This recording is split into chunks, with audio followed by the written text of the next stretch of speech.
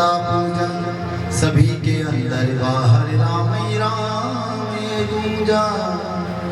नमस्कार गुरु चरण कमल, मैं तुम्हें नवासी, यो सेवक विनती करे, गुरु भक्ति करो बरसी।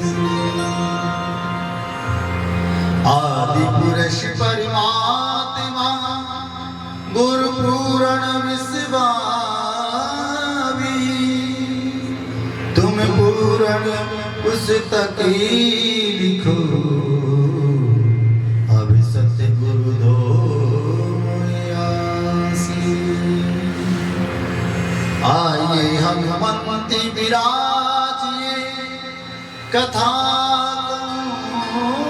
मति अनुसार, आके आसन लीजिए, श्री पवन दूतरी हनुमान।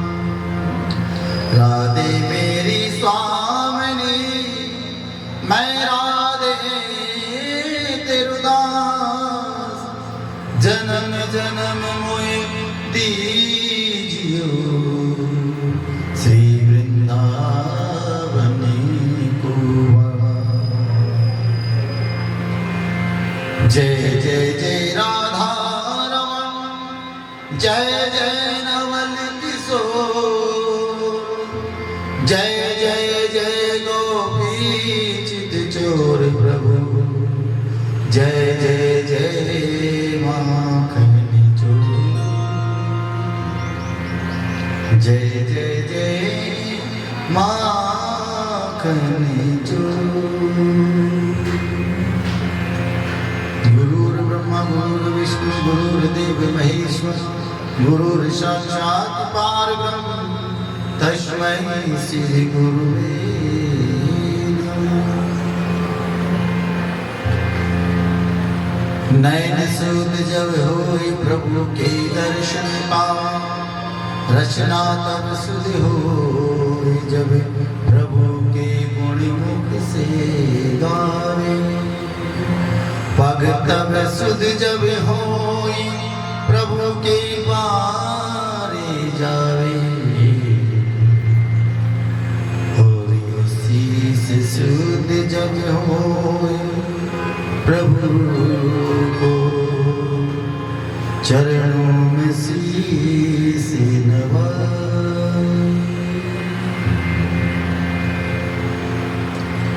बह रही है ज्ञान की निर्मल गंगा, धौले जिसका मन जी जाए, लुटाते हैं अनमोल खजाना मेरे सतगुरु, लूट ले जिसका मन जी चाहे। ये अक्षीर मन के रामों की, गाले जिसका मन जी जाए, लुटाते हैं अनमोल खजाना मेरे सतगुरु, लूट ले जिसका मन जी चाहे।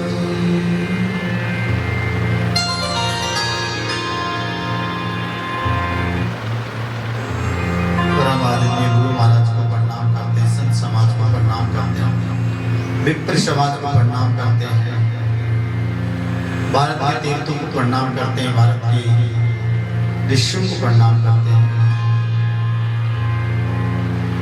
वेद व्यास जी महाराज को प्रणाम करते हैं, श्री सुखदेव जी महाराज को प्रणाम करते हैं, परम आदरणीय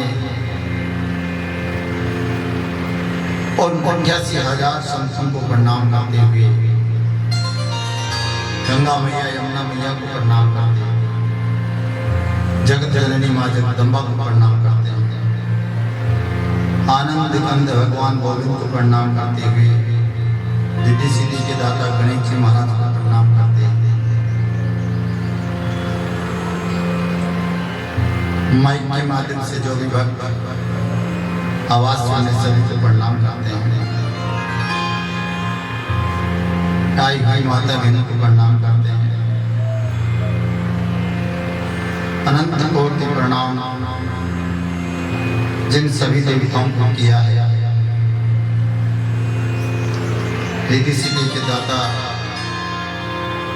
बुद्धि के विधाता माँ सरस्वती को प्रणाम करते हुए चलते हैं।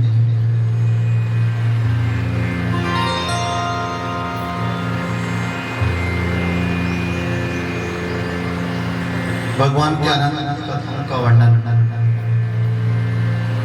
अपने इष्ट देव को प्रणाम किया,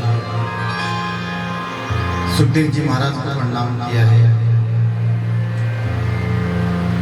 भगवान लड्डू गोपाल जी को प्रणाम करते हुए मोती डूंगरी वाले श्री गणेश जी महाराज को प्रणाम करते हैं।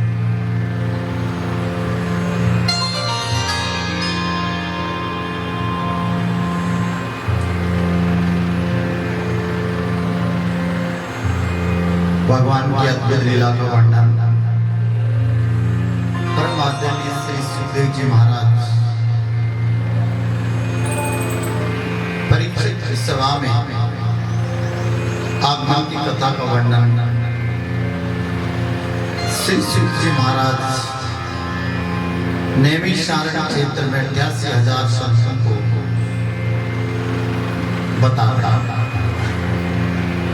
कि ऋषि तुमने पूछा कि ये श्री सुखदेव जी महाराज और परीक्षित का संवाद हमें बताया। परीक्षित की सभा में सुखदेव जी महाराज का आगमन का कारण क्या था? कलयुग को परीक्षित की शरण मिली और कलयुग की शरण मिलने के कारण से महाराज मनुष्य का कल्याण करने हेतु भगवान नारायण के भक्त श्री सुखदेव जी महाराज परीक्षण की सभा में आए। हजारों संत, करोड़ों संत बैठे हुए हैं। जब राजा परीक्षित को 7 दिन में मरने का श्राप लगा ऋषि के द्वारा, तो भारत में जितने भी ऋषि हैं सब व्याकुल हो गए और बड़े चिंतित हो गए। चिंतित होकर के विचार करने लगे कि आज राज ऋषि परीक्षित को इतना बड़ा श्राप लगा है। जिन राजाओं के पीछे प्रजा चलती है, जिन राजाओं के पीछे संत महात्माओं का गुजारा होता है, भारत के सम्राट हैं परीक्षित, और परीक्षित को श्राप लगा। सब संत महाराज गंगा के किनारे आ गए और गंगा के किनारे परीक्षित से बैठ करके और ये विचार करे कि मेरी मृत्यु को सुधारने वाला ऐसा कोई महापुरुष, ऐसा कोई संत मिले जो 7 दिन तक मुझे ऐसे कोई उपाय बताए कि 7 दिन कैसे व्यतीत करूं। 7 दिन हो गए, जो 7 दिन का श्राप लगा है, 7 दिन के श्राप से मुझे मुक्ति कैसे प्राप्त होगा।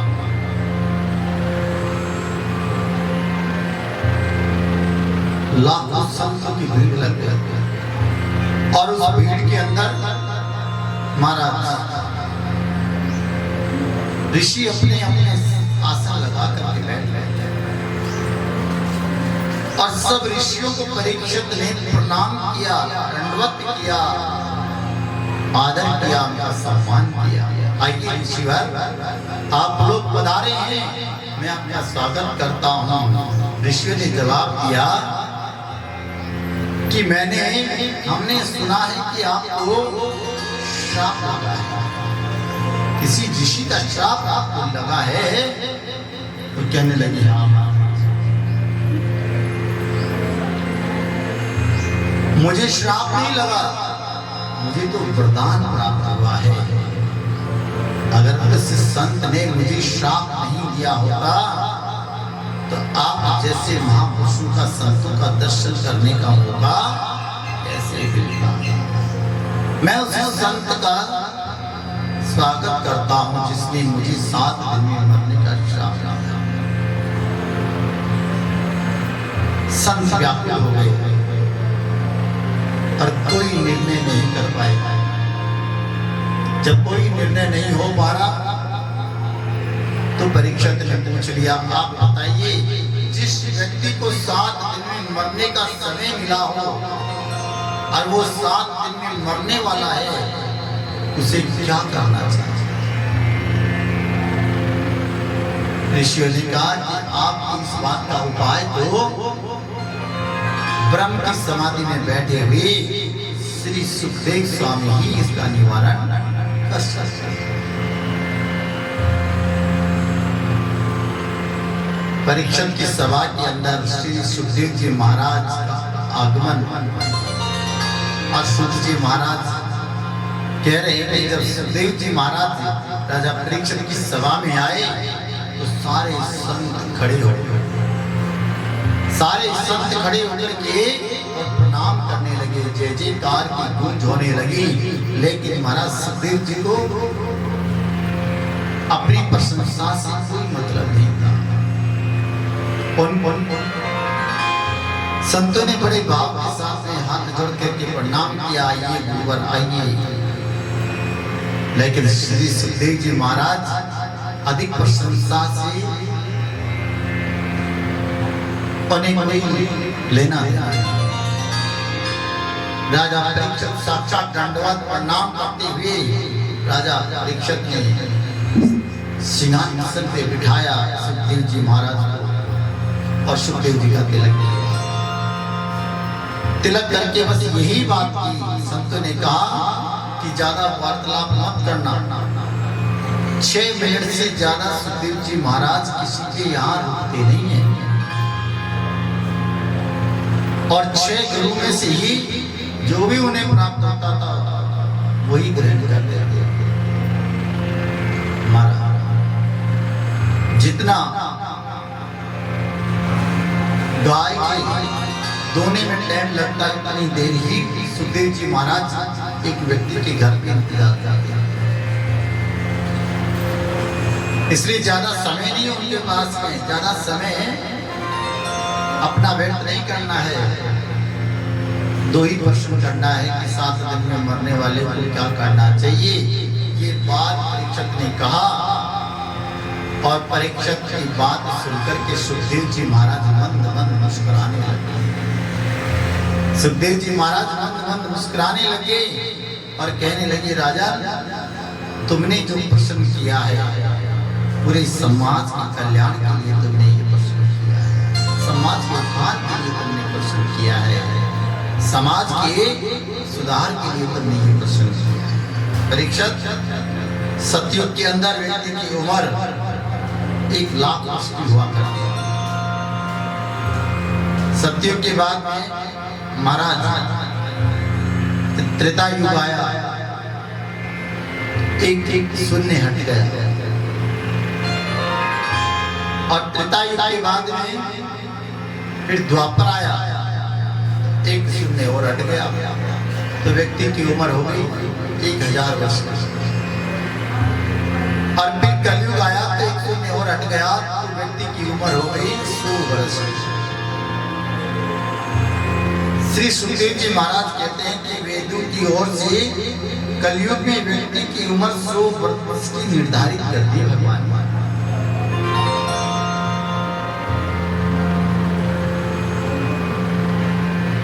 क्योंकि 100 वर्ष के व्यक्ति बहुत कम चलते हैं 100 वर्ष तक।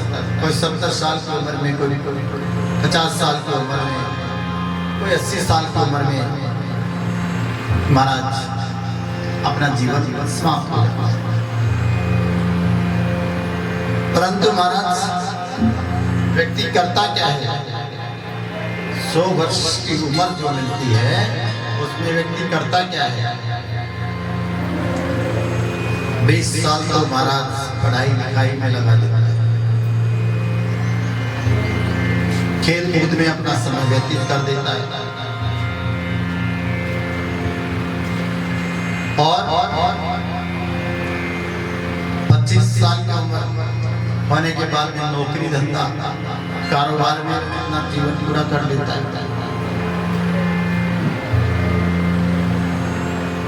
25 साल ससुराल आना जाना, रिश्तेदारी निभाना,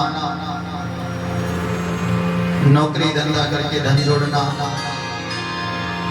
उसमें अपना समय पूरा कर देता है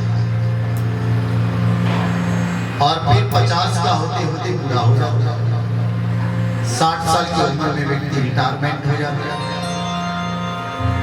इसलिए 25 वर्ष तो महाराज संसारिक कार्य पूरे हो गए और 25 साल महाराज धन जोड़ने में हो गए। सुखदेव जी ने कहा है जल्दी मरने वाले व्यक्ति की मुक्ति का एक ही उपाय है। जल्दी मरने वाले को परीक्षित एक ही काम करना चाहिए,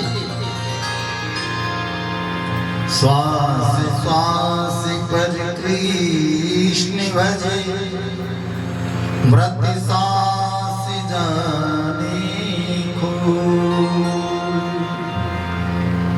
नहीं जाने इस श्वास की आवन होना। जो श्वास निकल करके गया है वह लौट करके आएगा या नहीं, इसका कोई पता नहीं। इसलिए परीक्षा चलते फिरते घूमते हंसते गाते भगवान का स्मरण करना, गोविंद के भजन करना चाहिए। कर से कर में करो विधि नाना, मन रखियो जा कृपा निधान। कर से कर्म करो विधि नाना, मन रखियो जा कृपा निधान। मन को गोविंद के चरणों में चढ़ा दो परीक्षित। गोविंद के चरणों में अपने मन को बांध दो। ये मन बड़ा चंचल है, ये बड़ा चोर है। इसलिए परीक्षित जब तक मन की खटपट नहीं मिटेगी, जब तक हम भगवान का भजन नहीं कर सकते। इसलिए ये मन बड़ा चलाईमान है। इस मन की चंचलता को जब तक अस्तर नहीं करोगे, जब तक भगवान की प्राप्ति नहीं हो सकती। परीक्षित ने पूछ लिया महाराज वो भगवान कहाँ है, भगवान कौन सी नगरी में रहता है, भगवान किसको मिलता है। सुखदेव जी महाराज कहने लगे राजा भगवान तो कण कण में विराजमान, भगवान तो हर व्यक्ति के अंदर विराजमान है, लेकिन देखने वाली दृष्टि होनी चाहिए। परीक्षित भगवान को प्राप्त करने के लिए क्या करना चाहिए। भगवान को प्राप्त करने के लिए पहले एक आसन पे बैठने की आदत डालना चाहिए। एक आसन पे बैठने की आदत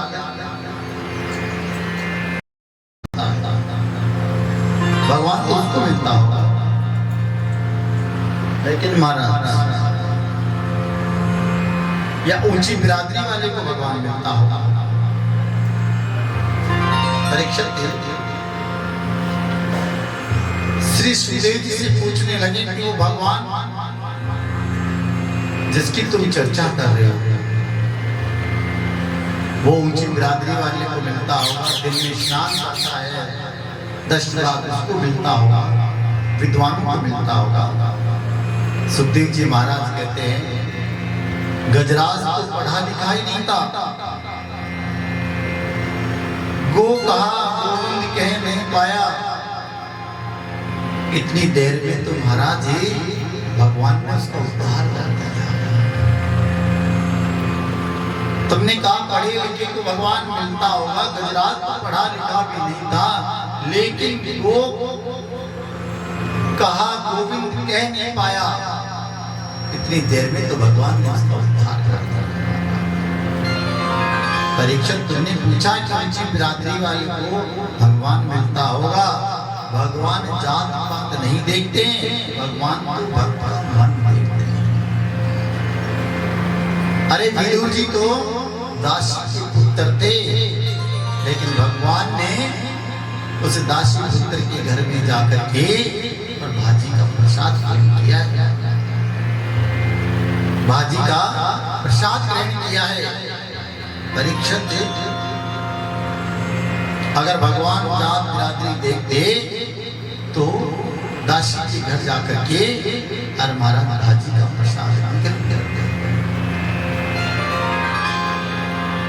यूं तो क्या क्या नजर नहीं आता, जिनको तरसती है हमारी अखियाँ,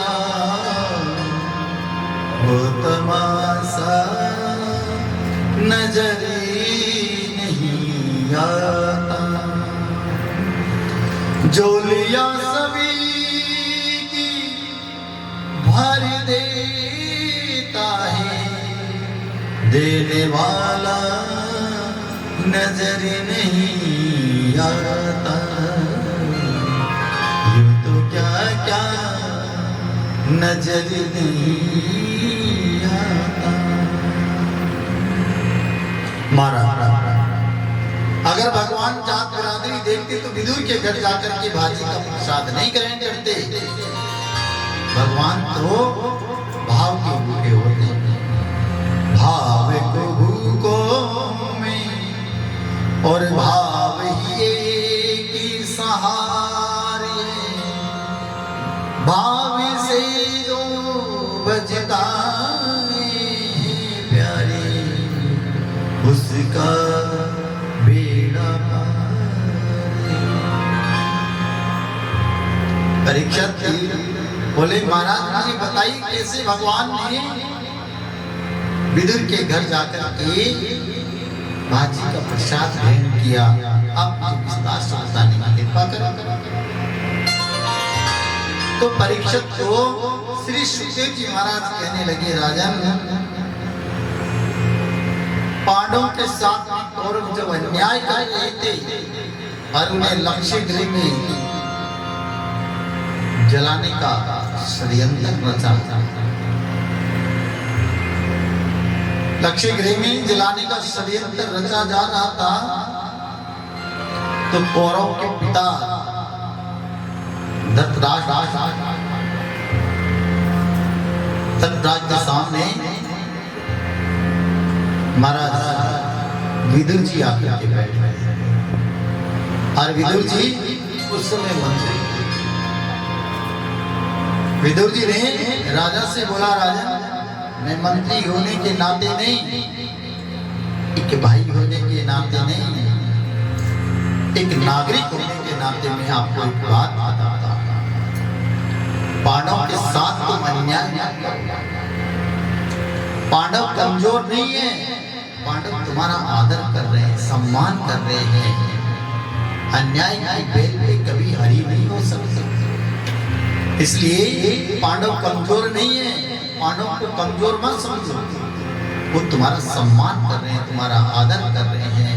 अगर व्यक्ति आदर सम्मान किसी का कर रहा है तो उसमें विवेक है, उसमें संस्कार है। तो उसका मतलब ये नहीं कि आप उनके साथ अन्याय करें। अभी भी कुछ नहीं बिगड़ा है, अन्याय की बेल पे हारी नहीं हो सकती कभी। पांडव के पास कमजोर मत समझना। महाराज धन का लोभी लालची महाराज धृतराष्ट्र भगवान ने बाहर की आंखें तो वैसे ही तुम्हारी छीन ली, अंदर की आंखों को, हृदय की आंखों को भी तुम बंद करके बैठे हुए हो। भीतर की आंखों को खोलो और इन पांडवों के साथ में जो अन्याय हो रहा है इसे रोको। महाराज इसलिए ऐसा संविधान कहते हैं कि महाराज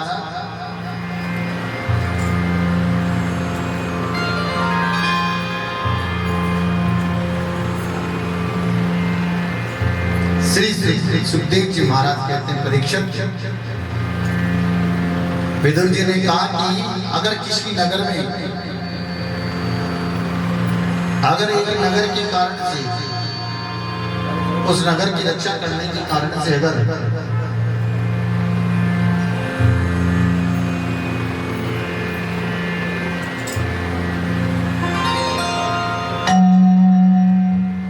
एक गांव को अगर नष्ट करना हो तो उस गांव को नष्ट कर देना चाहिए, नष्ट कर देना चाहिए। महानगर को बचाने के लिए अगर एक छोटे से नगर को नष्ट करना पड़े तो उसको भी कर देना चाहिए। और खानदान में अगर कोई ऐसा व्यक्ति हो तो उसके कारण से पूरा घर बर्बाद हो जाए तो उस व्यक्ति का परित्याग कर देना चाहिए।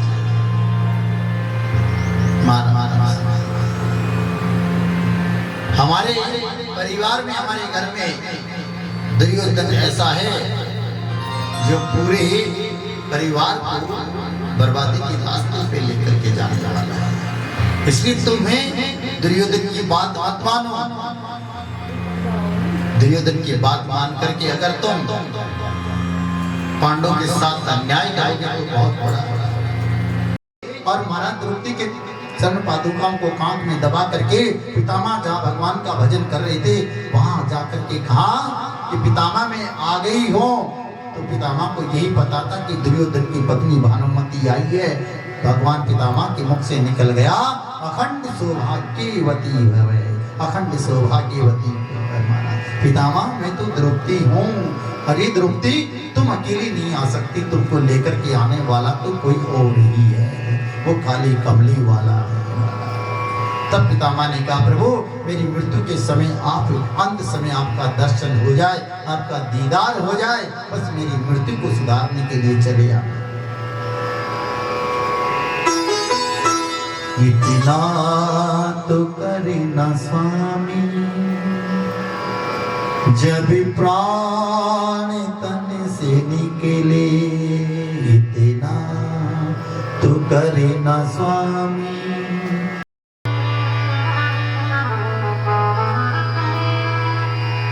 विदुर जी महाराज का अपमान होने लगा। विदुर जी ने कहा, मेरा ऐसा कोई मत नहीं है।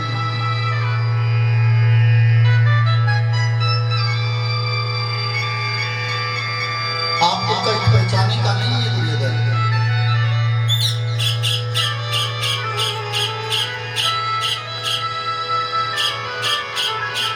दुर्योधन ने कहा कि अब हमारे कारण से तुम लोग मंत्री बने हो और हमारे वृत्ति ही हमारे पिता को अधिकार है।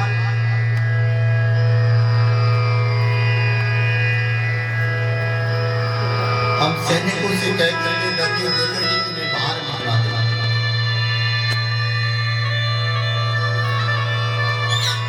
महाराज ये बात सुनकर के विदुर जी को बड़ा दुख हुआ।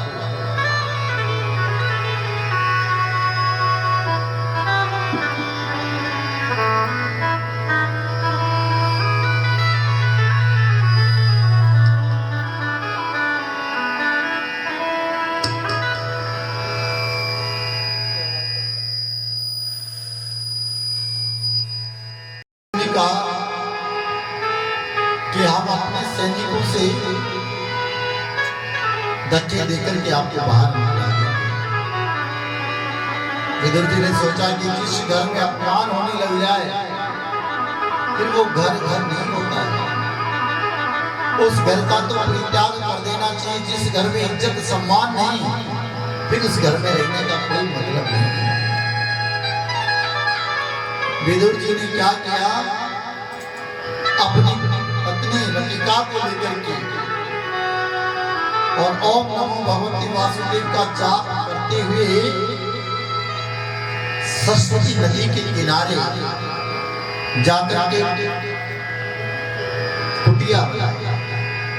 और उस कुटिया में जाकर के भगवान का भजन करने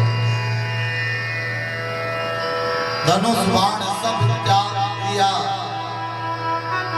और महाराज भगवान के भजन के लगे विदुर जी। जब तक परीक्षित विदुर जी कौरव के पास में रहे, जब तक कौरव का कुछ नहीं बिगड़ा, उन पे कोई भी कष्ट नहीं आया।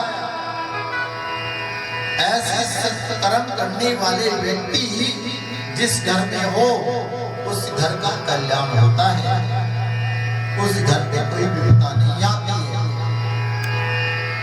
जब तक महाराज विदुर जी रहे कौरव के ऊपर कोई कष्ट नहीं आया और विदुर जी का त्याग करते ही और कौरव का विनाश हो गया। रावण की लंका में भविष्य रहे, जब तक रावण का कोई कुछ नहीं बिगाड़ पाया और भविष्य का परित्याग करते ही रावण का सर्वनाश हो गया। इसलिए अगर किसी भी घर परिवार में ऐसा व्यक्ति हो, सजन व्यक्ति हो और वो किसी कारण से उसका परित्याग हो जाए और घर में महाराज कई प्रकार की विपदाएं आने लग जाए, तो समझ जाना कि शायद उस व्यक्ति का परित्याग करने के कारण से हमारे घर की बर्बादी हो। 12 साल तक बैठ करके परीक्षा थे, विदुर जी ने तपस्या की है, बाजी का प्रसाद ग्रहण करके। विदुर जी ने महाराज विद्रोही ने भोजन में स्वाद नहीं देखा, भजन में स्वाद देखा है। और जो भजन का स्वाद होता है प्यारे, वो भोजन का स्वाद और भजन के स्वाद में बहुत अंतर होता है।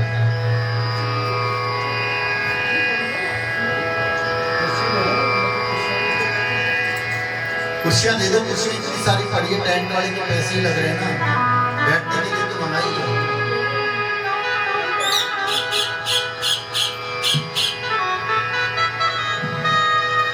12 साल तक विदुर जी ने तपस्या की और तपस्या के कारण से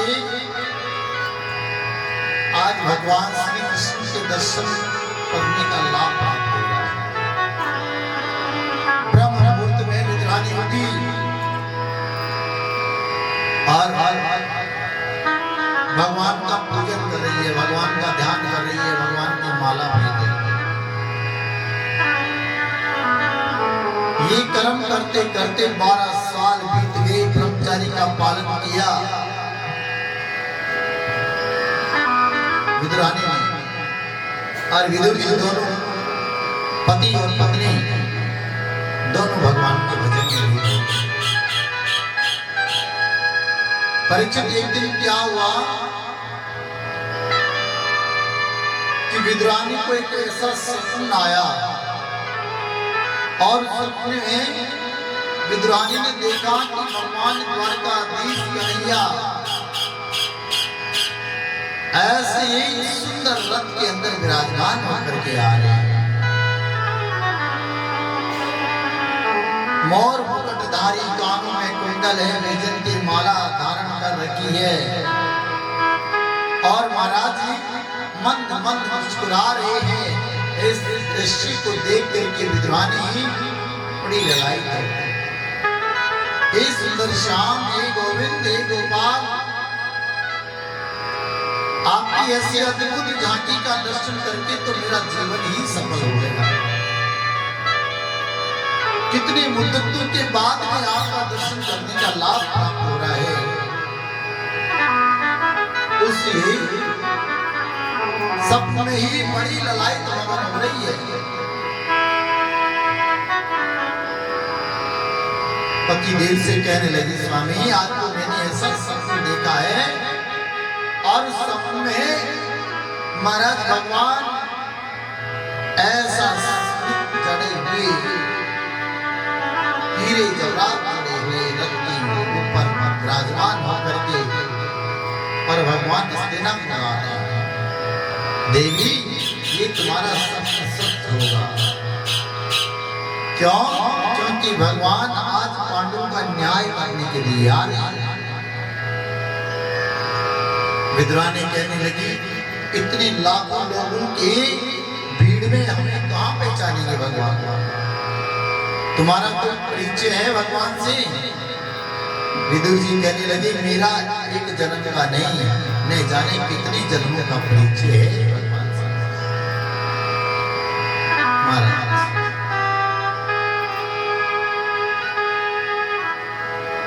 लाखों हजारों की भीड़ में विदुर और विद्वानी भगवान का दर्शन करने के लिए जा रहे हैं। एक खंबे से महाराज सहारा लेकर के खड़े हुए, लाखों की भीड़ है, भीड़ में जाएंगे तो भगवान ने जाने हमको पहचाने या नहीं, हम उनका दर्शन ना कर पाए। लेकिन भगवान अपने भक्त को ढूंढ रहे हैं, भक्त को देख रहे हैं। लाखों की भीड़ में भगवान और किसी को नहीं, अपने भक्त विदुर और विद्वानी के विद्वानी कहती है, ये कन्हैया, ये गोपाल तो हमारी ओर ही निहार रहे हैं। विदुर जी कहते हैं, देवी तुमने कहा था कि कोई परिचय है कि नहीं? अरे वो घट घट वासी है, वो ब्रजवासी है, वो संतों का रखवाला है, वो अपने भक्तों का रक्षक है। देवी इशारा कर दिया, विदुर चाचा आज तो तुम्हारे घर का ही भोजन करेंगे, क्योंकि विद्वानी रोज मेरे गोपाल को भोजन करवाती थी, रोज भगवान को भोग लगाती थी। हे प्रभु, ये मानसिक आपके रोज भोग लगाती हो, कभी साक्षात्कार भी होगा। भगवान ने कहा, ऐसा समय भी एक दिन आएगा। विदुर जी को इशारा कर दिया, और विदुर जी ने इशारा करते ही और समझ गए कि भैया कन्हैया तो इशारा समझ गए हो कि विद्वानी रोज कहती थी भगवान को मैं भोग लगाऊंगी, लेकिन साक्षात्कार कब होगा मेरे गोपाल का? आप और हमने सोचे कि 10 मिनट की पूजा कर ली, भगवान को 10 मिनट में स्नान भी करा दिया और भोग लगा दिया और विश्राम भी करा दिया। लोग कितनी जल्दी जल्दी भगवान को भोजन करवा देते हैं, और जब तुम भोजन करने बैठे ना तो कम से कम 10-15 मिनट लग जाती है। धीरे धीरे भोजन चबा चबा करके फिर भोजन करते हैं। लेकिन भगवान को भोग लगाना होता है ना, तो भगवान के सामने फल फ्रूट जो भी है रखा, हे प्रभु आप आत्मन आत्मन आत्मन करके और भगवान को प्रसाद दान करो। भगवान कहते हैं कितनी जल्दी है, आप तो भोजन करेंगे कितना समय लेते हैं, और मुझे भोजन कराने के लिए 1 सेकंड का समय नहीं लगता है। लेकिन महाराज बात भी सही है, अब एक भक्त के घर में भगवान ने 15 मिनट भोजन करने में लगा दिया, तो महाराज संसार तो बहुत बड़ा है, भगवान को भक्तों के पास में पहुंचने में कितना समय लग जाएगा? एक घर में 15 मिनट लग जाए। इसलिए भगवान कहते हैं कि बस तुमने मन से भाव से मुझे भोजन की याचना करवाई, भोजन शादी का तुमने आग्रह किया है, तो मैं तुम्हारे मन और भाव को ही देख करके प्रसन्न हो गया। भगवान तो महाराज विदुर जी ने कहा, समझ गया। सारे लोग बैठे हुए हैं, कर्ण, दुर्वासा, भृगु ऋषि, मार्कंडेय ऋषि, पाराशर, सारे बड़े बड़े ऋषि वहां सभा में। दुर्योधन ने तोरण द्वार लगा रखे हैं कि भगवान मेरे हित में न्याय करने के लिए आए, परंतु महाराज भगवान की लीला को कौन समझ सकता है?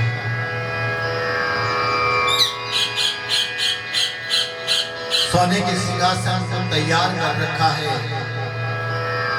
धृतराष्ट्र बैठे हुए हैं, लाखों सैनिक है और इतनी बड़ी सभा लगी हुई है। हाथ जोड़ करके प्रार्थना करने लगा दुर्योधन कि प्रभु आप इतनी दूर से आए हैं, थके हुए हैं, कुछ आराम कर लीजिए। भगवान ने कहा दुर्योधन एक बात कहूं, जिस कार्य के लिए आया वो कार्य पूर्ण करें। ये पांडव क्या लगते हैं तुम्हारे? ये पांडव मेरे भाई हैं, ये मेरे भाई हैं, तो भाई का अधिकार भाई को मिल जाना चाहिए। और तुम आज इतना बड़ा राज्य लेकर के बैठे हो, तो पांडवों को ज्यादा नहीं चाहिए। 5 भाई हैं, इन 5 को एक एक गांव अगर मिल जाए तो तुम्हारे पास कोई कमी नहीं होगी। लेकिन महाराज दुर्योधन हड़बड़ा करके कहने लगा कि कैसी बात करते हो केशव, 5 गांव की बात कर रहे हो? अरे बिना युद्ध के तो सुई की नोक भी भूमि नहीं होता। बिना युद्ध के तो सुई की नोक के बराबर की भूमि नहीं दे सकता। महाराज ये बात सुनते ही भगवान ने कहा रे क्या कहते हो कि सुई की नोक भूमि नहीं? अरे युद्ध की बात कर रहे हो, युद्ध में कितनी नारियां विधवा हो जाएगी, कितने बच्चे अनाथ हो जाएंगे, और तुम युद्ध की बात करते हो। युद्ध की परिभाषा भी तुम्हें नहीं मालूम है, और एक शांति दूत के साथ में कैसा व्यवहार करना चाहिए ये भी तुम्हें नहीं पता। ये बात कही धृतराष्ट्र आंखों के अंधे, धन के लोभी, अभिमानी लालची अपने पुत्र को शिक्षा ग्रहण नहीं देते।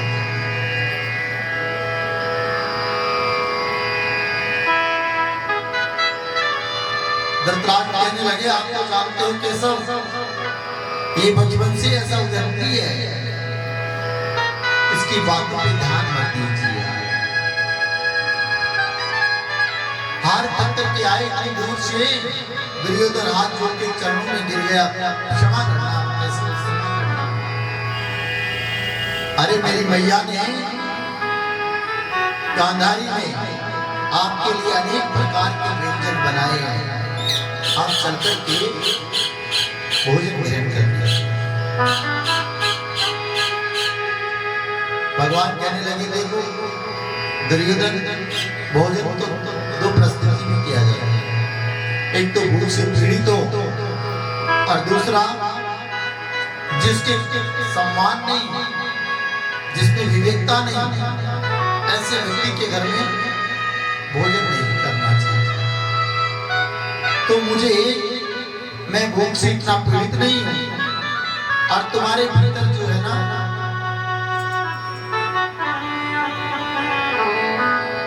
भाव नहीं है, तुम छल कपट के कारण से, अपने लोभ लालच के कारण से, अभिमान के कारण से, तो आज मैं भोजन कर भी नहीं सकता। क्योंकि मैं जब द्वारका से चला था ना, उस समय विदुर चाचा ने मुझे निमंत्रण दे दिया था कि जब भी अस्ते न बुलाओ तो हमारे घर आकर के ही भोजन करना प्रभु। दुर्योधन कहने लगा खुद का खाने का ठिकाना नहीं, वो आपको क्या खिलाएगा? भगवान कहने लगे जब निमंत्रण दिया है ना, तो भोजन की व्यवस्था भी वही करेगा हमारा। इधर चाचा ने देखी रे भैया, हमने भोजन के लिए आए, तब कह दियो या लाला को, क्या ने भरी सभा में हमसे कह दियो भोजन करेंगे तो विदुर चाचा के यहाँ करेंगे। विदुर जी उठ करके महाराज भरी सभा के बीच में से और थोड़े थोड़े जाके विद्रानी को कहने लगे, विद्रानी अरे सुनती हो, आज तो लाला ने भरी सभा में हमने कह दियो विदुर चाचा के घर जाकर के भोजन प्रसाद करेंगे। अरे विद्वानी कुछ देखो दूसरी भोजन की व्यवस्था है कि नहीं है। विदुर चाचा महाराज दो बजरियों में जाकर के भगवान के लिए भोजन की व्यवस्था करने के लिए गए। और विद्वानी इधर महाराज कुटिया में चौक उड़ा रही है, अंगना लिपा रही है और पूरी झोपड़ी के अंदर भगवान का स्वागत की तैयारी कर रही है कि आज तो मेरे कन्हैया, आज तो मेरे गोपाल मेरी झोपड़ी पे आने वाले हैं। स्नान ध्यान आदि करके और महाराज विद्वानी इंतजार कर रही थी इतनी देर में, क्योंकि भगवान अगर अपने भक्त के घर जाते हैं ना तो नंगे पैर जाते हैं कि भगवान भी अपने भक्त का घर मंदिर समझते हैं। नंगे पैर ही भगवान आज ही विद्वानी के घर जाते हैं और कुटिया साकर खटखटाई। अरे विदुर चाची मैं आ गया हूँ। कन्हैया की आवाज सुनकर के विद्वानी दौड़ती हुई आई। अरे ये तो मेरे लाला की आवाज है, ये तो मेरे गोपाल की आवाज है। विद्वानी ने जाकर के और जैसे ही महाराज कुटिया के पट को खोला, मेरे सुंदर श्याम के दर्शन पा रही है। भगवान ने महाराज अपनी पिताम्बरी विद्वानी पहनाई और विद्वानी महाराज देख करके बड़ी लड़ाई हो गई। महाराज धन्य हो गई कि हे गोविंद, आज इस गरीब की कुटिया पे आपका आगमन हुआ है। कन्हैया को चारों तरफ घुमा दिया। कुटिया में कभी किधर कभी किधर, भगवान को कहाँ बिठाऊं? मेरे गोपाल आज इस गरीब की झोपड़ी पे आई है।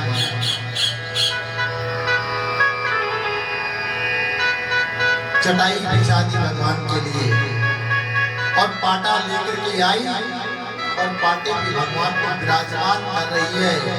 सीधे पाटे की बजाय भगवान को उल्टी पाटे पे बिठा दिया और भगवान उल्टी पाटे पर ही बैठ गए। टकटकी लगा करके विद्वानी को देख रहे हैं और विद्वानी भगवान श्री कृष्ण को देख।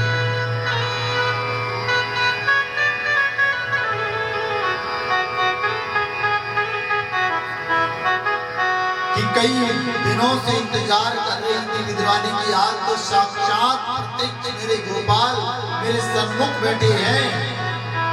मैं क्या कहूं भगवान से, मैं किस बात की इनसे चर्चा करूंगा। जो कुछ कहना चाहती थी वो भी भूल गई। मेरे गोपाल को मैं आज क्या हुआ। कन्हैया ने कहा चाची मोए भूख बहुत जोर से लगी है,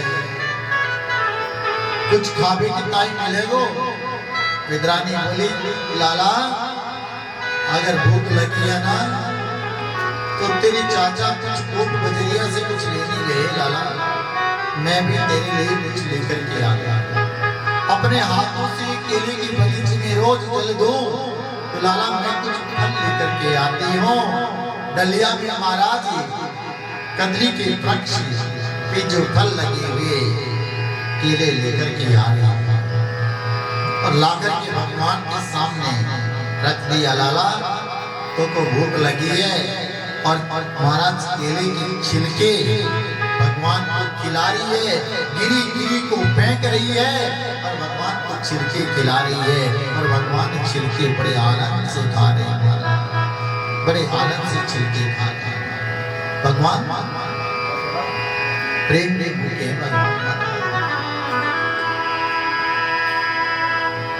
भगवान छिलके खाते जा रहे हैं और विद्वानी छिलकों को खिला रही है। उसे ये भी पता नहीं कि मैं क्या खिला रहा हूं। जैसे सबरी भगवान का इंतजार कर रही थी कि कभी ना कभी तो मेरे राम आएंगे, वैसे विद्वानी आज भगवान को अपने हाथों से महाराज भोग लगा। बोलिए राधा कृष्ण भगवान की जय हो। बोलिए बांके बिहारी लाल की जय। आइए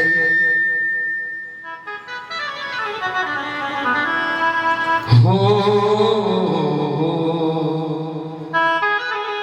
और आज घर आए, आज घर आए बिदुरी कर पावना, आज घर आए बिदुरी कर पावना, आज घर आए बिदुरी कर पावना, आज घर आए। ओ आज हरि आए, आज हरि आए बिदुरी कर पावना, आज घर आए बिदुरी कर पावना, आज घर आए बिदुरी कर पावना, आज घर आए।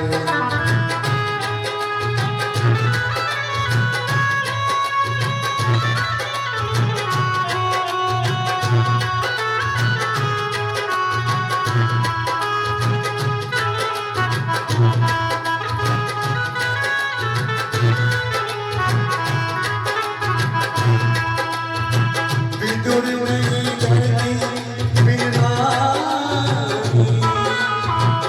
आवत के सारंगी वाली, भूल नारिया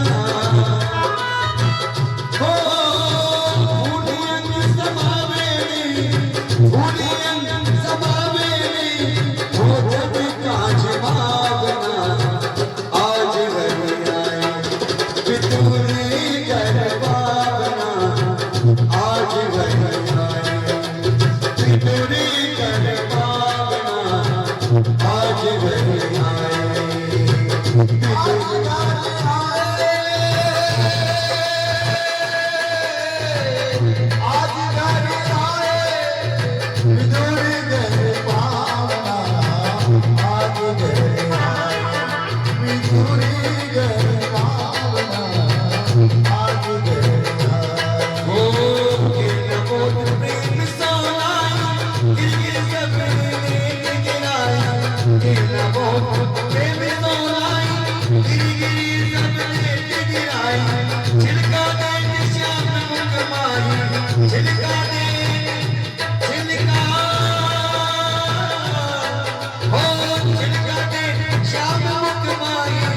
लागे पर सुहावना, आज घर आए बिदुरी कर पावना, आज घर आए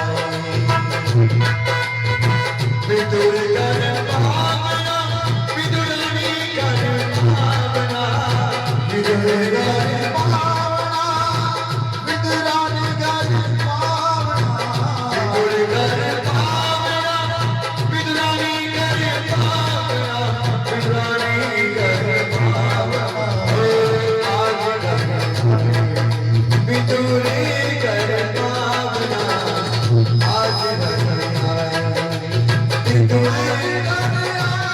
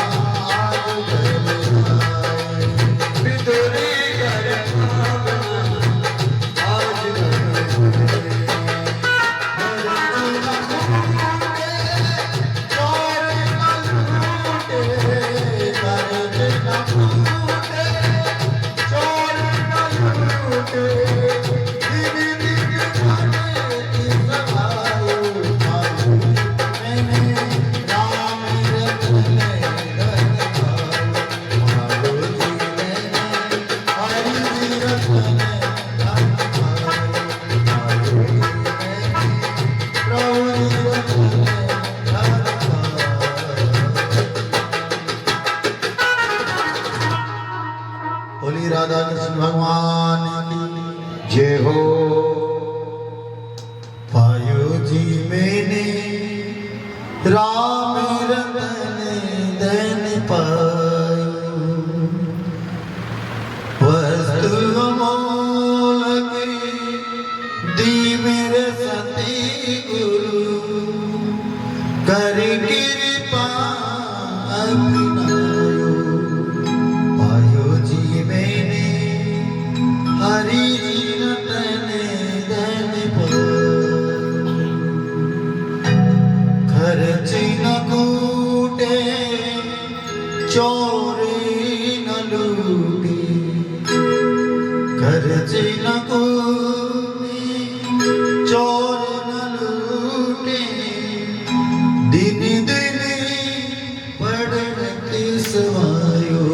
पायो जी मैंने हरि जी रतन धन पायो, सत की नावे केवटियो सतगुरु, कर कृपा अपनायो। पायो जी मैंने हरि जी रतन धन पायो, मीरा के प्रभु गिरधर नागरी, हर से जस गायो। पायो जी मैंने हरि जी रतन धन पायो। महाराज विद्वानी कहने लगी आज तो मेरा जीवन धन्य हो गया। और महाराज अपने भाव के साथ में विद्वानी ने भगवान का पूजन किया है। विदुर जी ने आकर के कार्य विद्वानी सुनती हो, लाला के आवे को समय है गयो। विद्वानी कहती है आवे के समय ना है, वो तो पहले से भीतर बैठे हुए है। महाराज विदुर जी ने आकर के देखा और विद्वानी ने भगवान को छिलकी खाते हुए विदुर जी ने देख करके कहा, अरे विद्वानी ये तूने क्या किया, मेरे गोपाल को तुमने छिलके खिला दिए। महाराज विद्वानी कहने लगी हमें तो पता ही नहीं है कि हम छिलके खिला रहे हैं या भगवान को फल खिला रहे हैं। अब पता लगा हमें कि हम तो छिलके खिला दिए, कन्हैया क्षमा करना, हम तो भैया जाने भी ना है कि तुम्हारे भोजन कैसे करें और कैसे करवाएं और कैसी पूजा हो तुम्हारी लाला, हम तो कुछ नहीं जानते।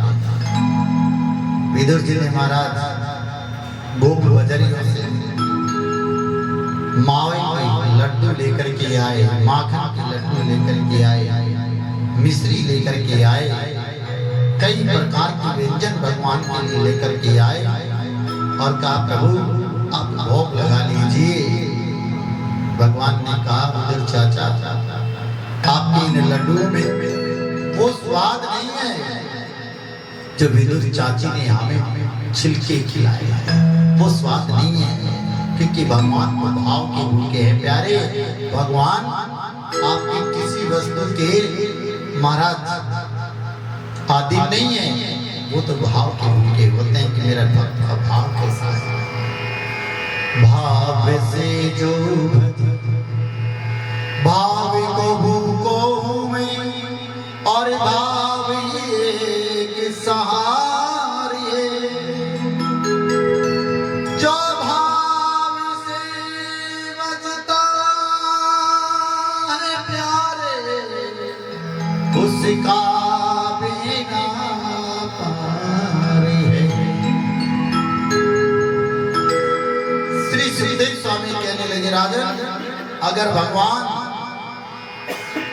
जात बिरादरी देखते ना तो विदुर चाचा के घर जाकर के भाजी का प्रसाद ग्रहण नहीं करते।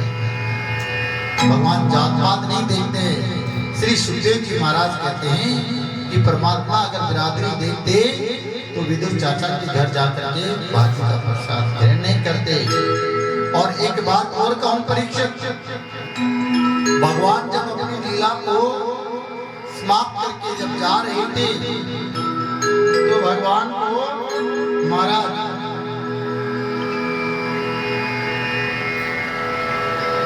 किसी की याद आई। भगवान को अगर याद आई है ना प्यारे, अपने भक्त की याद आई। भगवान जब अपने धाम को जाने लगे तो भगवान ने किसी को याद नहीं किया, भगवान ने अपने भक्त को याद किया। महाराज उद्धव और श्री कृष्ण से प्रश्न करने लगे।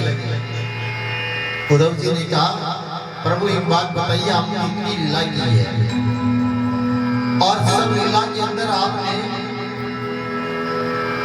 आप हर बार के यहाँ गई हो, लेकिन सबसे ज्यादा स्वादिष्ट भोजन आपको कहाँ प्राप्त हुआ?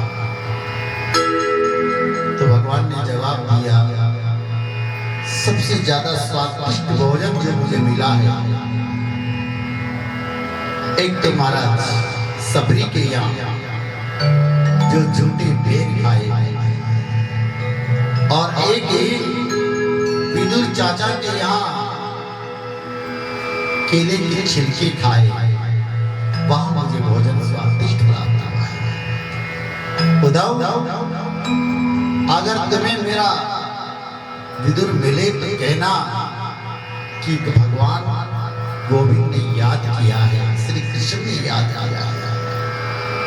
परीक्षित, हम भगवान को याद करते हैं, लेकिन आज भगवान भक्त को याद करता है। वेदों के आचरण करने वाले, शास्त्रों का अध्ययन करने वाले लेकर के आएंगे और उनका उद्धार भगवान श्री कृष्ण के द्वारा। राक्षस का नाम लेते लेते को बड़ी बड़ी महाराज कष्ट हुआ कि मेरे पुत्र की प्राप्ति होगी, लेकिन राक्षस होंगे, ऐसे पुत्र को मैं प्राप्त करके क्या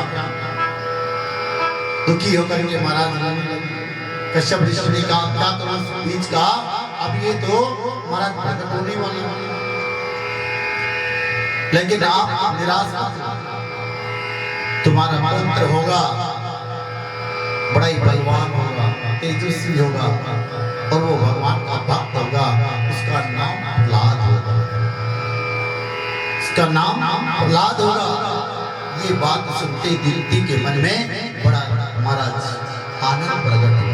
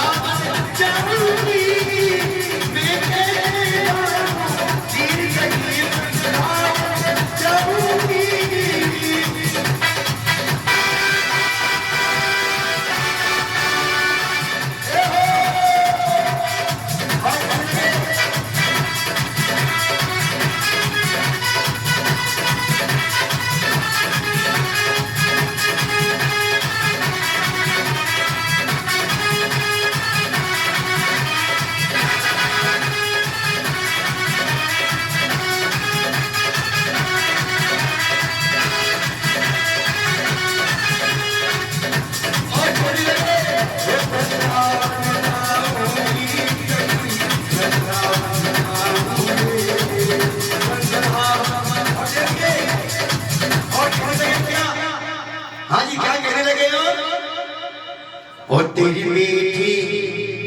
मीठी मीठी ओ ननक जगा तेरी गुजरिया ने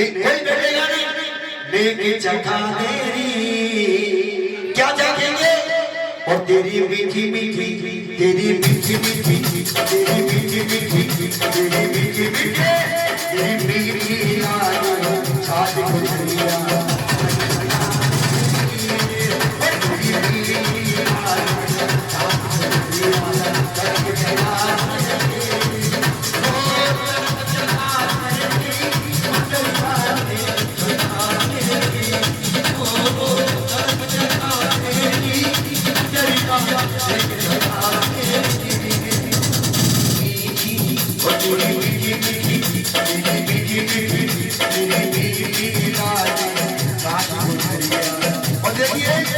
ये पीछे जो माता बहने बैठी है क्या हुआ आपको क्या हो गया ये भगवान का दरबार है इनको चले कर खड़े हो जाइए और तेरी मीठी और तेरी मीठी मीठी तेरी मीठी याद छाछ गुजरिया जनक जगा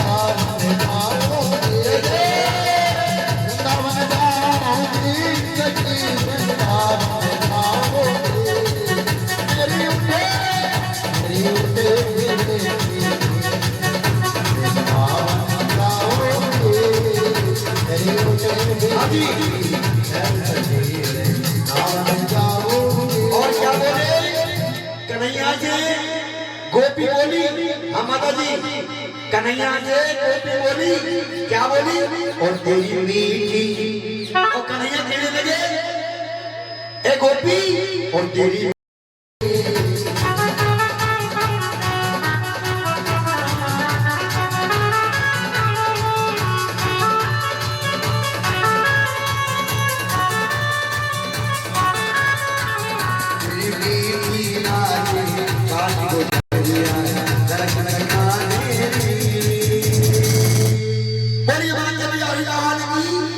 एक बार ऐसा बताएंगे आप लोग किसकी समझ में नहीं आया मैंने बताओ हाथ ऊपर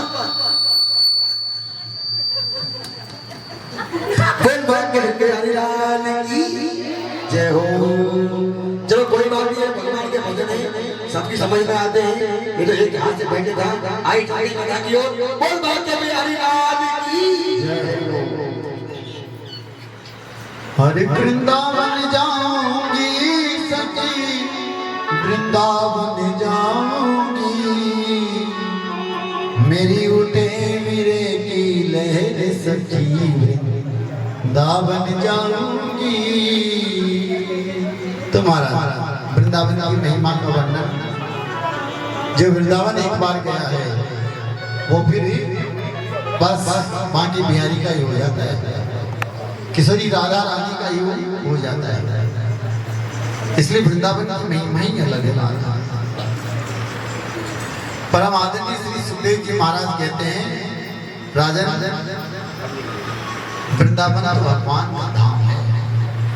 अच्छा आप ये सोचना कि ये कैमरा ऐसे लगा रखा है आपके लाल बटन को दबाओगे जब आएगा ऐसे नहीं है ना। बोली राधा कृष्ण भगवान की जय जय श्री राधे तुम्हारा। अच्छा एक बात बताऊं कल जो प्रश्न किया था वो पूछ लूं क्या याद है कि नहीं किसी को